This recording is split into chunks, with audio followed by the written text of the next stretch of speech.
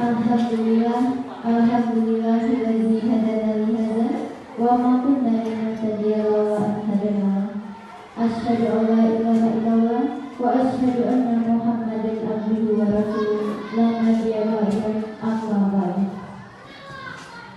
Yang terhormat Kepala SMP Negeri 6 Kota Pagar Alam, yang kami hormati Ketua Panitia Seminar Budaya Positif di Sekolah, Ibu Nur Laila SPD, yang kami hormati Ibu Lili Francisca SSI, yang kami hormati Ibu Mary Puspasari SPD, yang kami hormati peserta seminar yang berbahagia.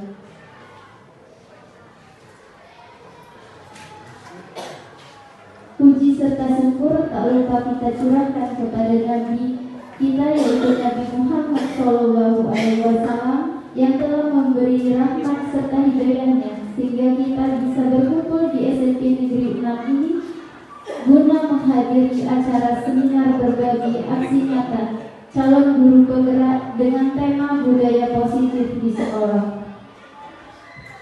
Selanjutnya, langsung saja untuk memaksimalkan waktu, marilah kita mengawali acara yang pertama, yakni pembukaan.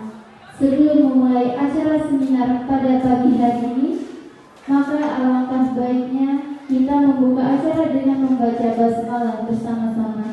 Bismillahirrahmanirrahim. Yang kedua yaitu sambutan-sambutan.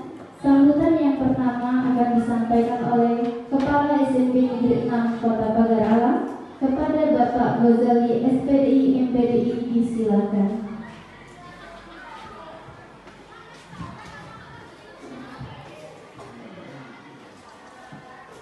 Bismillahirrahmanirrahim. Assalamualaikum warahmatullahi wabarakatuh.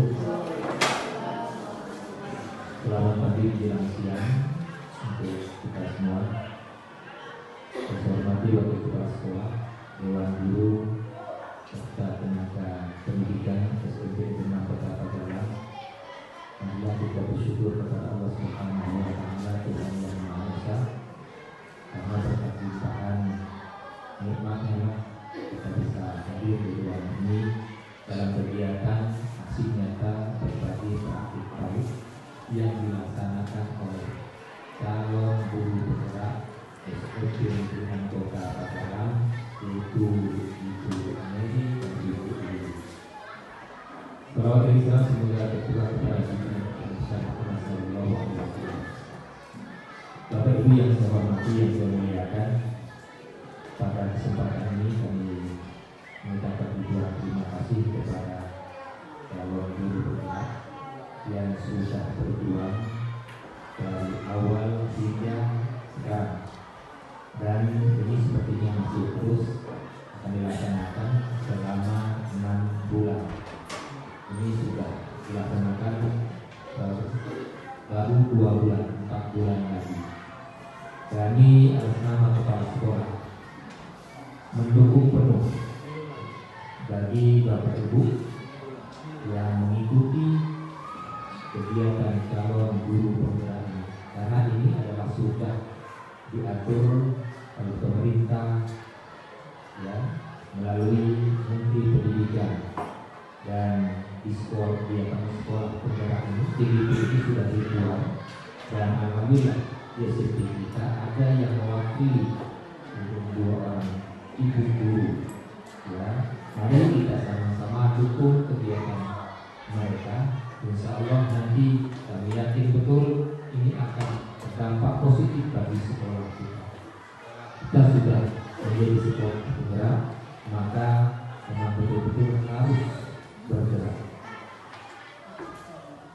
Itu saja dapat kami sampaikan. Terima kasih kepada Bu Mary dan Bu Lili yang sudah mempersiapkan dalam kegiatan aksi nyata berbagi guru, berbagi praktik baik ini. Juga ucapan terima kasih kepada Bapak Ibu guru yang sudah berkolaborasi, mendampingi, atau mungkin sempat diajak sharing dengan Ibu Mary, dengan Ibu Lili ini. Dan mari mari kami mengajak, kita dukung, kita support, ya, kita bantu kegiatan daripada ibu-ibu kita ini. Ini adalah untuk kemajuan sekolah kita. Ini adalah untuk kemajuan program yang dilaksanakan oleh sekolah kita. Ya, itu saja mungkin yang dapat saya sampaikan. Terima kasih. Mohon maaf. Assalamualaikum warahmatullahi wabarakatuh.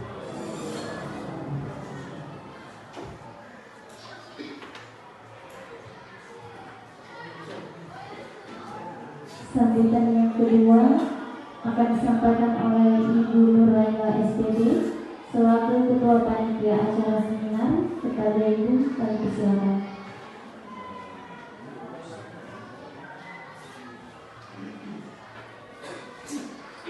Terima kasih kepada Tuhan. Assalamualaikum warahmatullahi wabarakatuh. Yang terhormat Bapak Kepala Sekolah SMP Negeri 6 Padalarang, yang terhormat Bapak Ibu Guru yang bersedia hadir pada hari ini. Pertama, mari kita bersyukur selalu bersyukur setiap hari kepada Allah Subhanahu wa Ta'ala yang telah memberikan kesempatan sehingga kita dapat berkumpul di laboratorium IPA ini dalam rangka seminar budaya positif di sekolah. Bapak dan Ibu berbahagia, saya selaku Ketua Panitia Seminar Budaya Positif di Sekolah kali ini mengucapkan selamat datang dan terima kasih kepada Bapak dan Ibu yang berkenan hadir dan pada hari ini. Saya juga mengucapkan terima kasih kepada pihak sekolah dan pihak-pihak yang terkait yang sudah membantu penyelenggaraan acara ini. Tujuan kami dalam menyelenggarakan acara ini adalah berbagi budaya positif di sekolah yang akan nanti disampaikan oleh calon guru penggerak angkatan 6 dari SMP Negeri 6 Kota Padalarang, Ibu Lili Francisca dan Ibu Mary Puspasari. Bapak Ibu berbahagia, mari kita ikuti acara ini dengan baik agar dapat berlangsung dengan lancar dan kita dapat mengambil manfaat setiap apapun nanti yang disampaikan oleh narasumber. Oleh karena jika ada kekurangan dalam penyelenggaraan ini, kami sebagai Ketua Panitia dan penyelenggara mohon maaf. Selamat mengikuti acara ini dan semoga bermanfaat. Wassalamualaikum warahmatullahi wabarakatuh.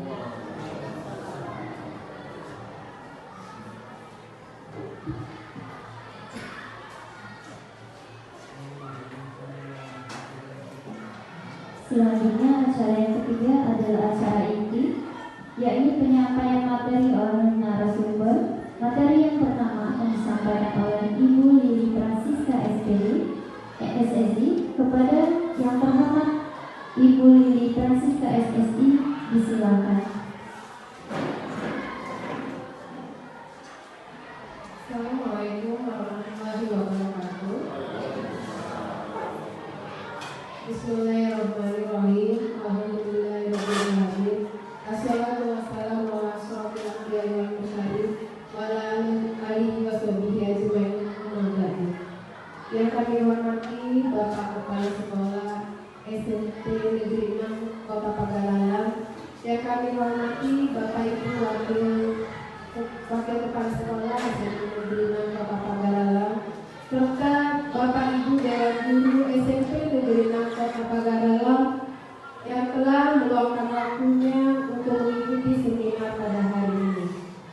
Tidak lupa puji dan syukur kita panjatkan kehadiran Allah Subhanahu wa Ta'ala, di mana pada hari ini kita masih diberikan nikmat kesehatan dan kesempatan sehingga kita dapat berkumpul di sini guna mengikuti acara seminar calon guru penggerak angkatan 6 untuk aksi nyata berbagi modul 1.4 tentang budaya positif.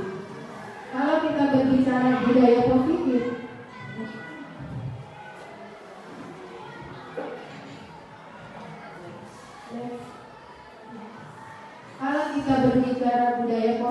berarti di sini budaya positif merupakan perwujudan dari nilai-nilai atau keyakinan universal yang dimiliki atau diterapkan di sekolah.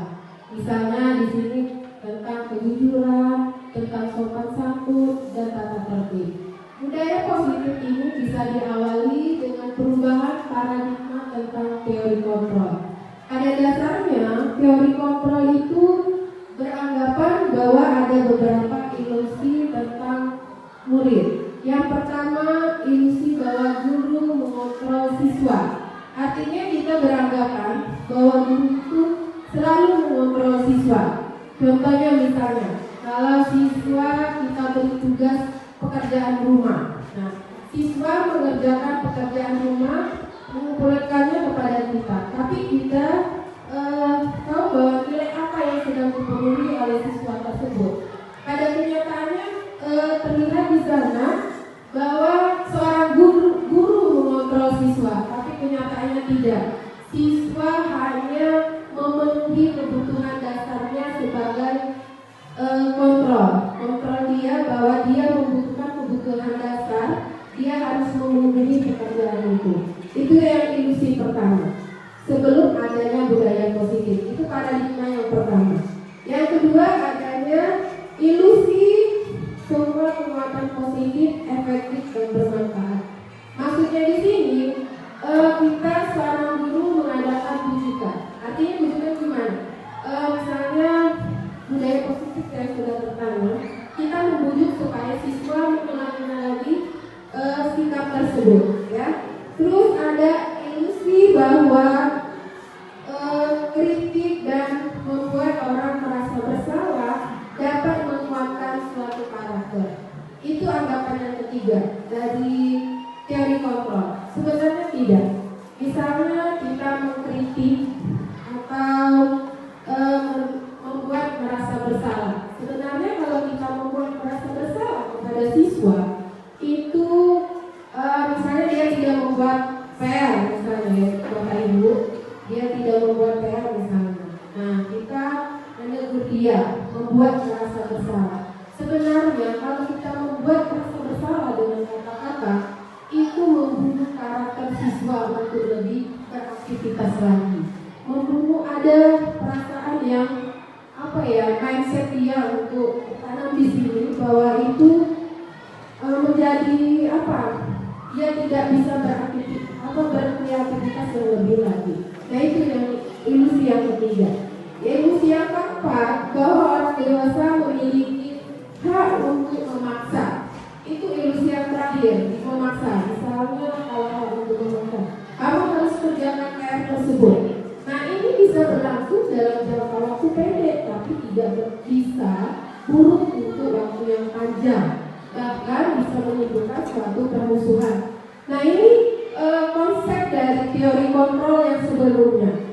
Tapi di dalam budaya positif, sebelum timbulnya budaya positif, perubahan paradigma tentang teori kontrol tersebut, maka timbulnya budaya positif. Yang kedua tentang disiplin positif. Nah, kalau kita berbicara tentang disiplin positif, pasti paradigma atau mindset kita tentang hukuman, ya. Kalau berbicara tentang disiplin positif, tapi disiplin positif di sini merupakan suatu pendekatan untuk mendidik anak untuk membentuk kontrol diri dan pembentukan kepercayaan diri sehingga mereka bisa berperilaku dengan mengacu pada nilai-nilai kebajikan universal dan memiliki motivasi intrinsik dan bukan ekstrinsik. Maksudnya motivasi intrinsik di sini motivasi yang timbul di dalam dirinya sendiri, bukan yang ditimbulkan dari orang lain. Misal Bapak Ibu, kalau kita datang pagi-pagi ke sekolah, motivasi kita apa? Ya, motivasi kita apa di sana? Misalnya anak takut ditegur oleh kepala sekolah, itu berarti motivasinya tidak dari diri sendiri, ya, tidak meyakini suatu nilai. Nah itu. Atau yang kedua, motivasi bisa dilihat dari teman sejawat bahwa kalau datang pagi dia telah menerapkan disiplin atau dikasih penghargaan atau reward dari kepala sekolahnya. Nah itu pilihan yang kedua. Tapi yang ketiga, yang kita harapkan Bapak Ibu, sebaiknya ini yang kita harus cermati. Yang ketiga, motivasi yang keluar dari kita sendiri dan nilai yang kita yakini. Misalnya apa? Kalau kita datang pagi, memang itu kesadaran kita bahwa datang pagi memang kewajiban kita sebagai seorang guru, bukan karena apa-apa. Terus apa nilai yang kita harus kita percayai? Dengan kita datang pagi, kita telah melaksanakan budaya positif. Kita telah mengajari siswa kita bahwa penerapan budaya positif. Nah itu di situ penekanannya Bapak Ibu. Next.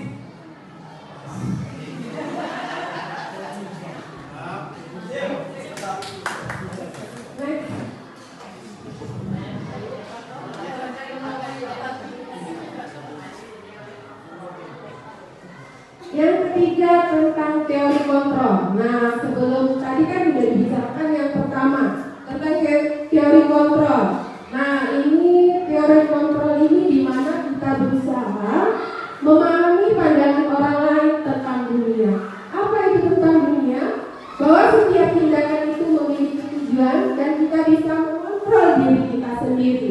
Kita tidak bisa mengontrol orang lain. Artinya apa? Sama ya Bapak Ibu. Kalau kita dengan murid, sebenarnya kita tidak bisa mengontrol murid itu, ya. Misalnya besok harus datang pagi misalnya. Sebenarnya itu terlihat kita sedang melakukan kontrol terhadap murid, tetapi itu bukan Bapak Ibu. Sebenarnya yang kita lakukan itu murid membiarkan dia dikontrol oleh kita. Karena apa? Karena kebutuhan dasar yang ingin dipenuhi oleh sang murid. Nah, untuk teori kontrol ini terdapat teori motivasi. Apa saja motivasi yang dimiliki oleh seorang murid dalam teori kontrol ini? Yang pertama, untuk menghindari ketidaknyamanan atau hukuman. Next.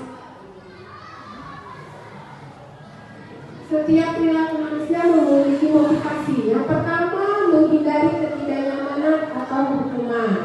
Sama sepertinya anak murid kita misalnya tidak membuat PR. Besok saya mau buat PR sama Ibu Ani misalnya, pelajaran matematika misalnya.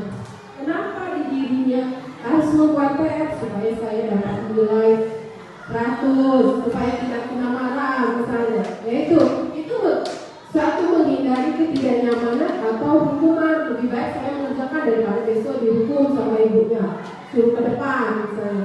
Terus yang kedua, untuk mendapatkan imbalan atau penghargaan dari orang lain. Ya sama seperti tadi. Kalau kita datang pagi, misalnya dipuji sama Bapak Kepala Sekolah misalnya, itu mendapat penghargaan. Tapi kalau yang teori yang kedua ini, kalau kita terus lakukan, itu jangka waktunya pendek. Karena tidak dari kita, ya, pendek, tidak berkelanjutan untuk selanjutnya. Karena ada embel-embelnya Bapak Ibu, ada penghargaan. Sama seperti kalau murid TK, misalnya kalau sudah menulis ini dapat bintang 1 atau dapat bintang 2. Nah itu sebenarnya imbalan juga ya Bapak Ibu. Pada suatu hari kalau tidak kita memberikan imbalan, gimana? Apakah berlaku lagi? Terus apakah misalnya guru lain pengganti masuk? Apakah semangat lagi siswanya? Berarti teori imbalan ada keterbatasannya. Terus yang ketiga, untuk menjadi orang yang mereka inginkan dan menghargai diri sendiri dengan nilai-nilai yang mereka percaya. Ini yang harus kita tanam pada diri kita. Ini yang harus dianut oleh kita sebagai guru. Apa misalnya? Kita mengajar tepat waktu, berdedikasi dengan sempurna misalnya. Walaupun dia sempurna mendekati Bapak Ibu ya, misalnya mempersiapkan materi dengan baik. Ini nilai apa yang harus kita percayai? Dengan kita memberi ilmu, berarti kita memberi pendidikan yang semaksimal dengan ikhlas. Insya Allah kita menciptakan generasi yang cemerlang, bertakwa dan cerdas. Itu nilai yang kita yakini Bapak Ibu. Tapi untuk menjadi mereka yang diinginkan, misalnya kalau mereka yang diinginkan, saya menginginkan menjadi seorang guru yang bisa membimbing siswa dengan baik, bisa mentransfer ilmu dengan baik. Nah itu keyakinan yang di dalam sendiri, tidak keyakinan dari luar. Insya Allah ini yang harus kita terapkan Bapak Ibu. Ya, next.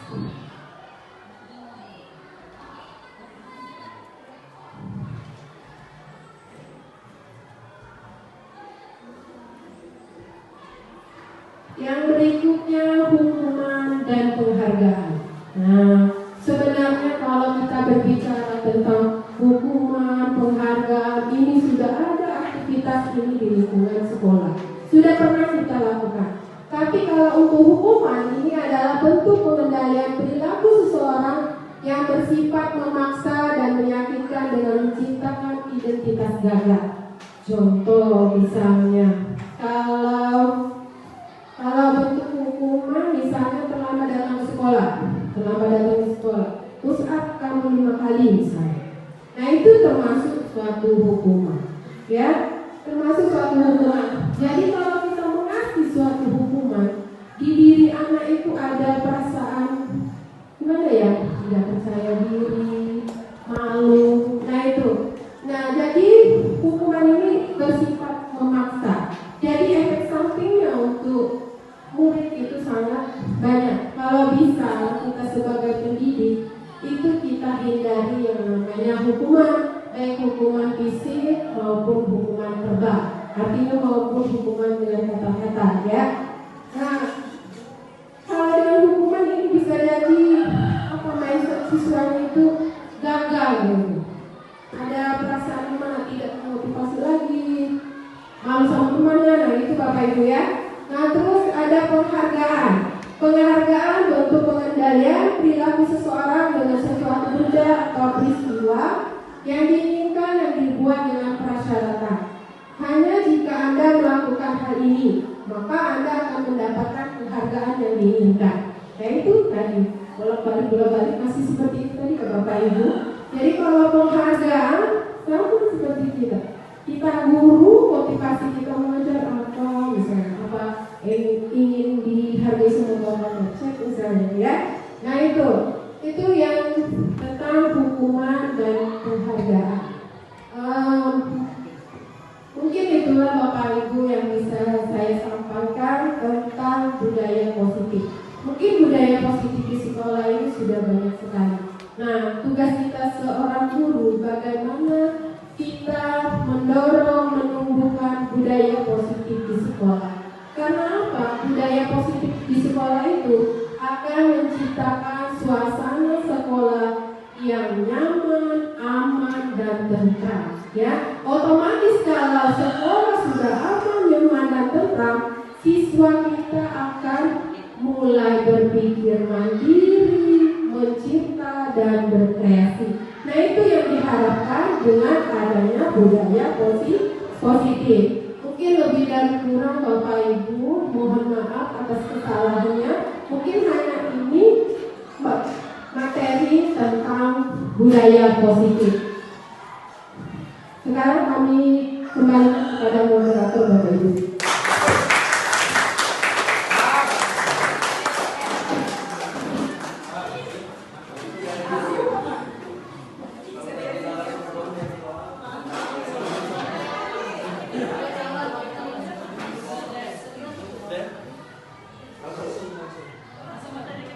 Baik Bapak Ibu, itulah tadi penyampaian materi dari Ibu Lili Francisca SSI tentang budaya positif di sekolah. Nah, jadi di sini kita langsung saja ke sesi tanya jawab. Jika Bapak Ibu yang ada yang ingin bertanya, kami persilakan.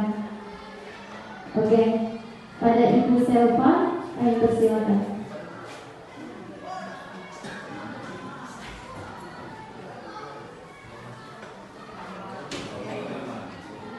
Bismillahirrahmanirrahim. Baiklah, untuk kesempatan ini saya ingin menanyakan bagaimana cara menciptakan atau membangun budaya positif di sekolah. Itu saja. Bila kurang saya, apabila ada kurang saya mohon maaf. Assalamualaikum warahmatullahi wabarakatuh.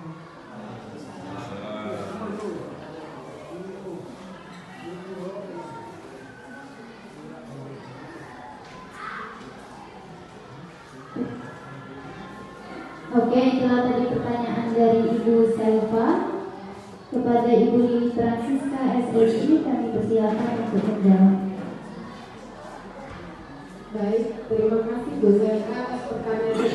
Pertanyaannya bagus sekali ya. Bagaimana membangun budaya positif di sekolah? Bapak Ibu, budaya positif di sekolah sebenarnya sudah ada sejak dulu, sudah terbangun sejak dulu. Tapi bagaimana tugas kita sebagai seorang guru membangkitkan lagi budaya-budaya positif sehingga menciptakan sekolah yang kondusif. Nah itu contoh budaya positif ini banyak sekali Bapak Ibu. Kalau misalnya pas masuk itu kita laksanakan doa dulu atau bersalaman bersama di setelah apel pagi. Itu merupakan contoh budaya positif. Atau tadi Bapak Kepala Sekolah membicarakan tentang peningkatan kebersihan. Nah di sini juga bisa kita sisipkan bagaimana kita membangun budaya positif. Tugas kita seorang guru, kita yang membimbing Bapak Ibu, kita yang memberi Bapak Ibu, baru murid yang melihat. Artinya apa? Murid itu sebagai pencontoh yang baik. Jadi Bapak Ibu lah sebagai pembangun budaya positif yang pertama di sekolah. Ya, salah satunya misalnya yaitu budaya sopan santun, senyum sapa. Nah itu salah satu budaya positif atau menjaga kebersihan juga.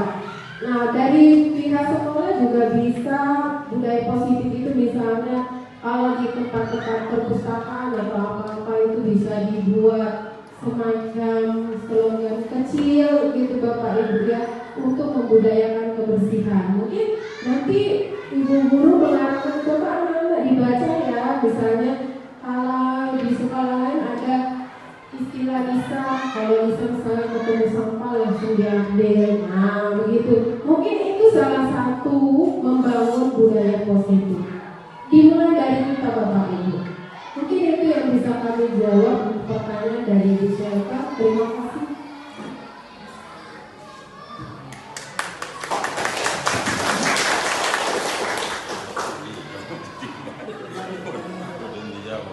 Bagaimana Ibu Selva? Sudah terjawab pertanyaannya? Sudah. Oke. Untuk Bapak Ibu yang lain, apakah ada lagi yang ingin bertanya?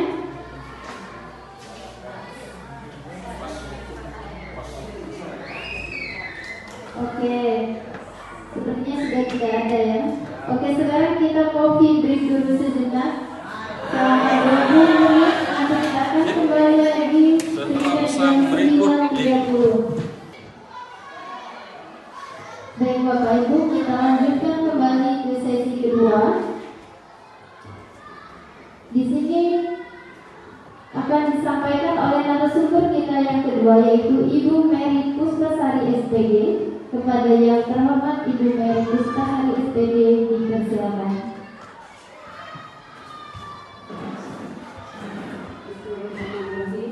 Assalamualaikum warahmatullahi wabarakatuh.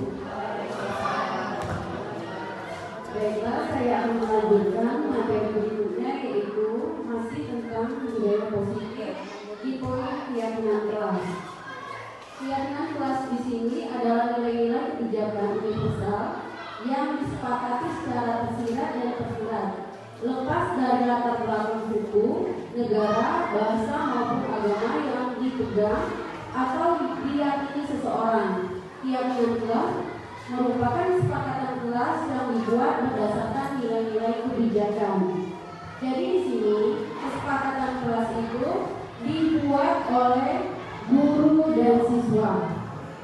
Kesepakatan kelas di sini bukan berupa aturan, tapi merupakan keyakinan yang dimiliki oleh siswa dan guru. Guru di sini cuma bertugas sebagai penuntun ya, menuntun anak untuk mengeluarkan ide-ide apa yang mereka sepakati demi kenyamanan mereka di kelas.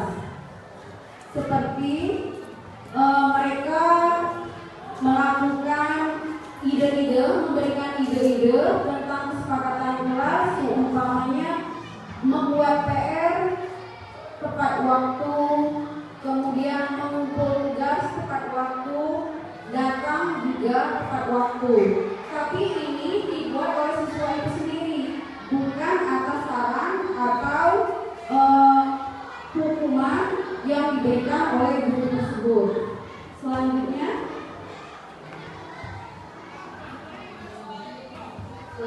budaya positif,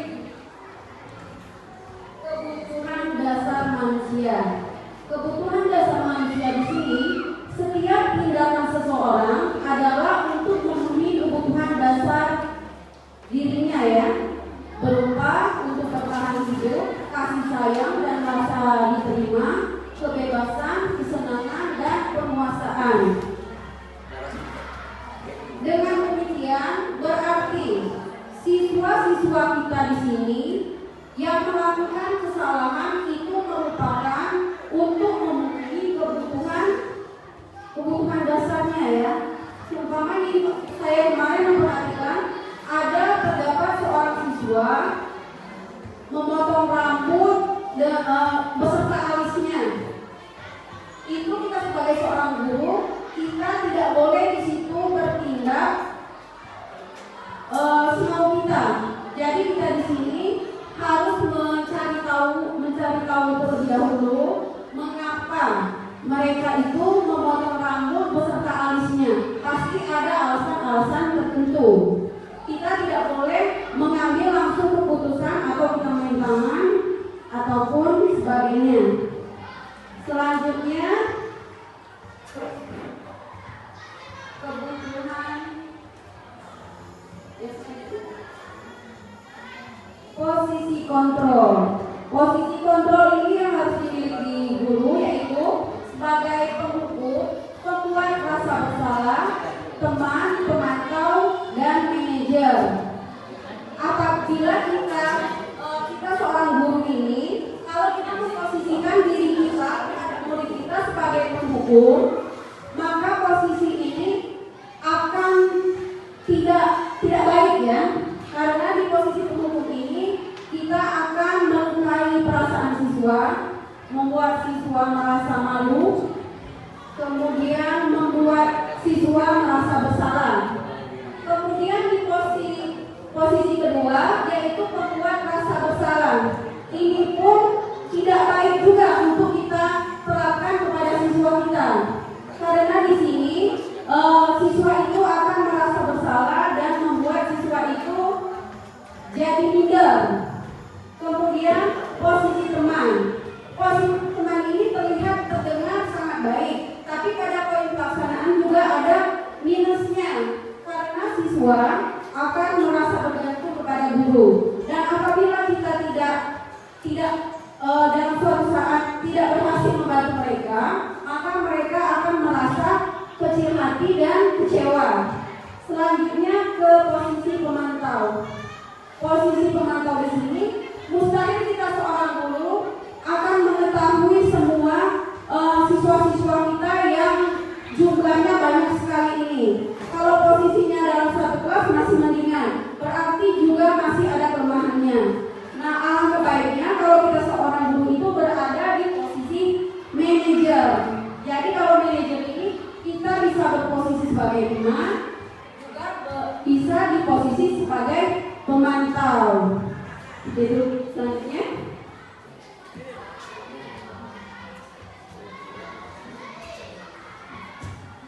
Selanjutnya segitiga restitusi. Segitiga restitusi ini proses menciptakan kondisi bagi murid untuk memperbaiki kesalahan mereka sehingga mereka bisa kembali pada kelompok mereka dengan karakter yang lebih kuat.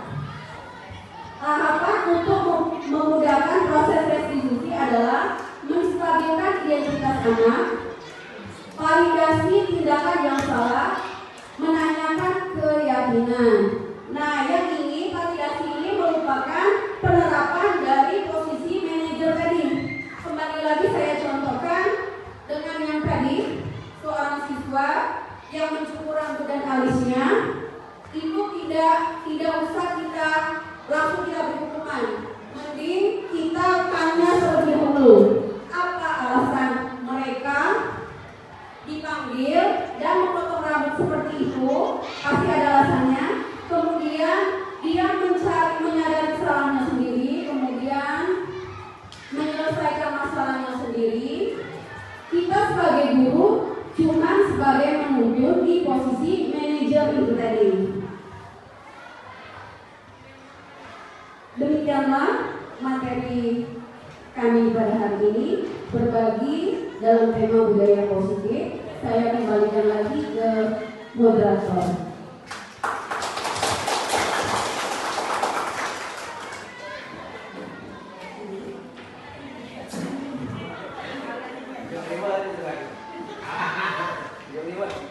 Baiklah, itulah tadi penyampaian dari narasumber kita yang kedua, Ibu Mary Puspasari SPB. Sangat menarik sekali ya materinya. Nah, di sini kami membuka sesi tanya jawab lagi. Bagi Bapak Ibu yang ingin bertanya, kami persilakan. Oke, pada Ibu Yesi Andrea, kami persilakan.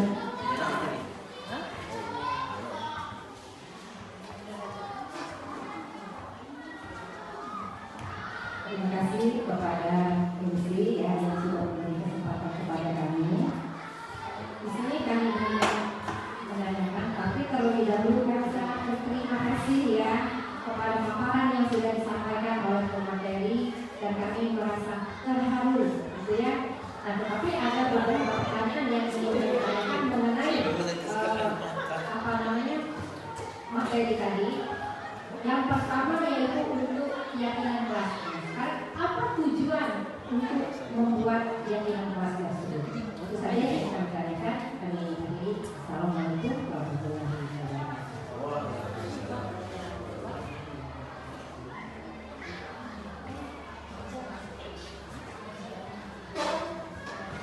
Baik, terima kasih Bu Yesi atas pertanyaannya. Bagaimana Bu, langsung dijawab atau ada yang mau bertanya lagi? Oke, Ibu Marian, silakan Ibu.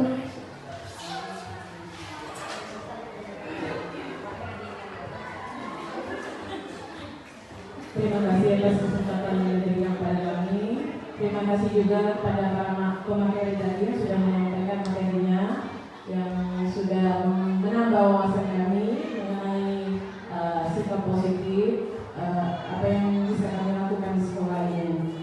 Pada kesempatan ini kami ingin bertanya, yaitu tadi Ibu pemateri sudah menyampaikan mengenai kesepakatan kelas. Kami ingin bertanya, yaitu bagaimana jika Ibu berada pada posisi seorang guru di dalam kelas? Apa kesepakatan yang Ibu lakukan terhadap murid Ibu sendiri? Jadi praktek nyata Ibu sendiri, apa yang Ibu lakukan di dalam kelas? Ibu saja, terima kasih.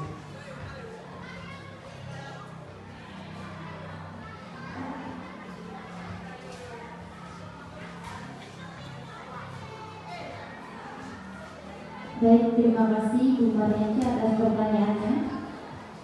Nah, untuk menjawab pertanyaan ini kami persilakan kepada Ibu Mary Puspasari SPB. Terima kasih, langsung saya tanggapi ya pertanyaan yang bagus sekali tadi dari rekan kita Ibu Desi Angela. Tujuan dibuatnya keyakinan kelas ini merupakan untuk mewujudkan kelas impian.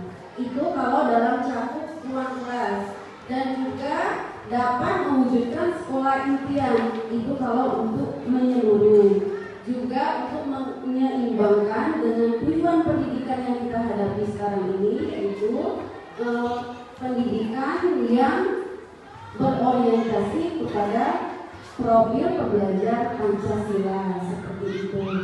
Nah, kemudian saya tanggapi juga pertanyaan yang kedua dari Ibu Mariance. Kebetulan di sini sudah saya bawakan contohnya ya, kesepakatan kelas.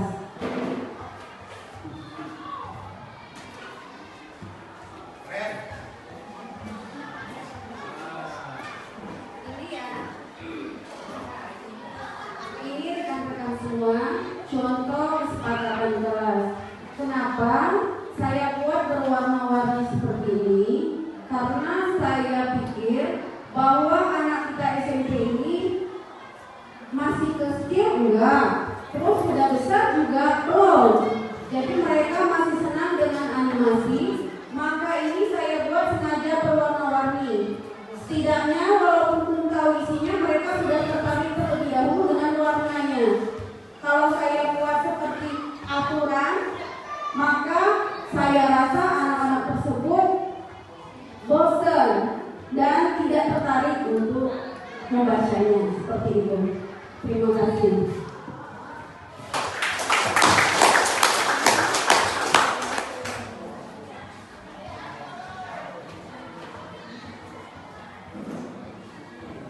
Oke, sudah terjawab ya 2 pertanyaannya tadi? Sudah.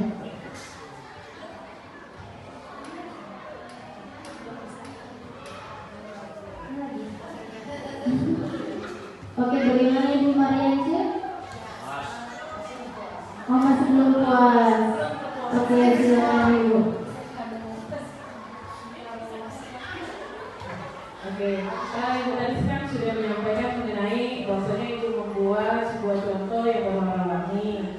Ibu tadi, menurut kami Ibu tadi sudah membuat secara perfect. Namun, kami meminta masyarakat Ibu menjelaskan apa sih yang sudah Ibu buat tadi, berwarna itu apa? Opsi di dalam itu ada apa? Ada apa di dalamnya itu? Jadi tidak hanya sekedar dengan gambar doang, kami lihat warna-warni, tapi tidak tahu apa sih kesepakatan Mas yang ada di dalam warna-warni tadi. Terima kasih.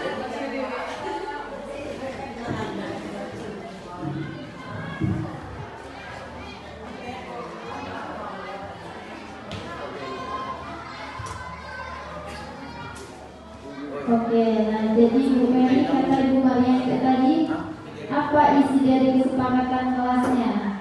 Mohon dijelaskan Ibu. Oke, terima kasih. Suasananya sangat hidup sekali. Saya akan memberitahu ya apa-apa sebagai contoh di sini. Kebetulan di sini saya mengajar kelas 7A dan ini merupakan hasil ide-ide dari siswa kelas 7A ya. Jadi kesepakatan kelas di sini, kesepakatan kelas membentuk budaya positif. Yang pertama isinya itu mematuhi protokol kesehatan, memakai masker, cuci tangan, jaga jarak. Ini posisinya kalau daring, tapi luring pun saya minta diterapkan juga terhadap anak didik yang khusus, yang lagi posisi badannya kurang sehat, lagi batuk atau pilek, mereka tetap harus menerapkan posisi yang ini ya, kesepakatannya ya, protokol kesehatannya seperti itu. Selanjutnya budaya 5R, yaitu ringkas, rapi, resik.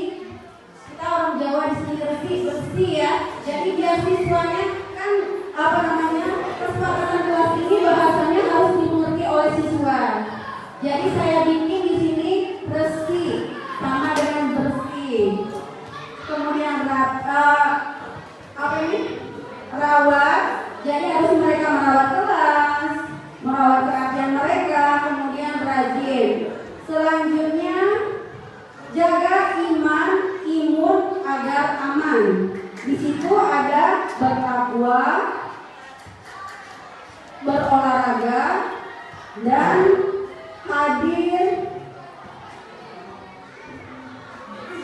dan hindari kerumunan. Selanjutnya budaya 5S, senyum, sapa, sopan, dan santun. Tadi sudah kami berikan gambar ya untuk penerapan 5S ini, dan alhamdulillah siswa-siswi kita di SMP 6 ini sudah menerapkan ini dan sudah mendarah daging dan membudaya. Selanjutnya tepat waktu mengumpul tugas sesuai jadwal yang disepakati. Itu saja ya. Ini sebagai contoh. Nanti bisa lagi Pak kesepakatan kelas ini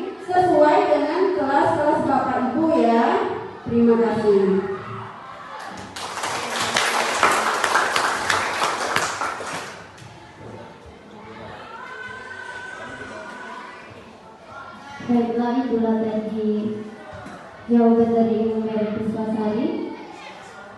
Bagaimana Bapak Ibu yang lain? Apakah masih ada yang ingin bertanya? Oke, sepertinya tidak ada. Oke Bapak Ibu, itulah tadi penyampaian materi dari kedua narasumber kita yang sangat luar biasa. Boleh beri akhirnya? Selanjutnya kita memasuki acara yang terakhir, yaitu penutup. Marilah kita tutup acara ini dengan mengucapkan lafaz hamdalah. Alhamdulillahirobbilalamin.